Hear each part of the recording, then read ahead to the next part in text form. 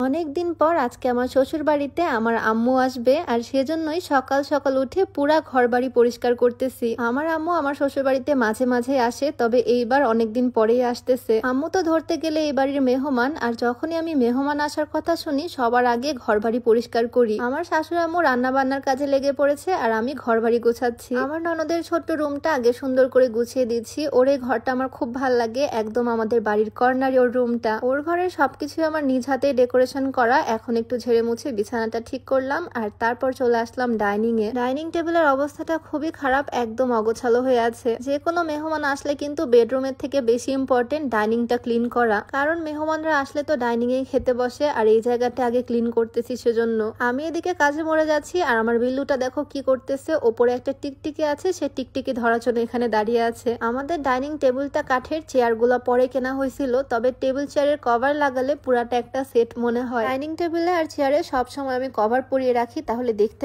অনেক সুন্দর লাগে। আর এই কভার গুলো না একদম বাস্তবের মতো, মানে একদম 3D প্রিন্টেড। আর এটার কালারটাও কিন্তু ভীষণ সুন্দর, খুবই সুন্দর পিঙ্ক কালার। এটা আমি নিজে পছন্দ করে অর্ডার করছি অনলাইন থেকে। কেমন হয়েছে? অনেক সুন্দর না? পিঙ্ক কালার যে কোনো কিছু আমার অনেক বেশি ভাল লাগে। আর এটার ফুলগুলো 3D প্রিন্ট, সেজন্য একদম বাস্তবের মতো মনে হয়। একটা টেবিলের জন্য কভার আর 6টা চেয়ারের জন্য চেয়ার কভারও এখানে দিয়ে দিছে তারা। চেয়ারে কভার গুলো লাগালে চেয়ারটা অনেক সুন্দর লাগে আর পুরা ডাইনিংটা একটা সেটের মতো লাগে, অনেক সুন্দর লাগে তখন। আর সাথে দেখো একটা পলি পেপারও তারা দিয়ে দিছে। এই পলিটা উপরে পেরে রাখলে অনেক সুবিধা হয়, তরকারি ঝোল লাগে না। শুধু কাপড় ভিজিয়ে ওপর থেকে পলিটা পরিষ্কার করে নিলেই হয়ে যায়। পলিটার চারিপাশে ডিজাইন করা, সেজন্য আরো বেশি সুন্দর লাগতেছে দেখতে। পলি সহ ফুল এই সেটটা আমি নিয়েছি মাইশাস হোম ফেসবুক পেজ থেকে। তাদের পেজটা আমি রিসেপশনে মেনশন করে দিব, নাম্বারটাও স্ক্রিনে দিয়ে দিব। তোমরাও চাইলে তোমাদের ডাইনিং টেবিলের জন্য এইরকম সুন্দর সুন্দর কাভারের সেট অর্ডার করে ফেলতে পারো তাদের পেজ থেকে। যাই হোক, ডাইনিংটা তো সুন্দরভাবে গুছিয়ে ফেললাম, তবে আমার ড্রয়িং রুমের অবস্থা খুবই খারাপ। তোমরাই দেখো সোফার কি একটা অবস্থা। সোফার ফোমের কাভার গুলো খুলে ধুয়ে দেওয়া হয়েছে, আর এখন সোফাটা দেখতে এমন লাগতেছে, কেমন যে লাগে কি আর করব বলো। সোফাটা দেখতে এখন খুবই বাজে লাগতেছে,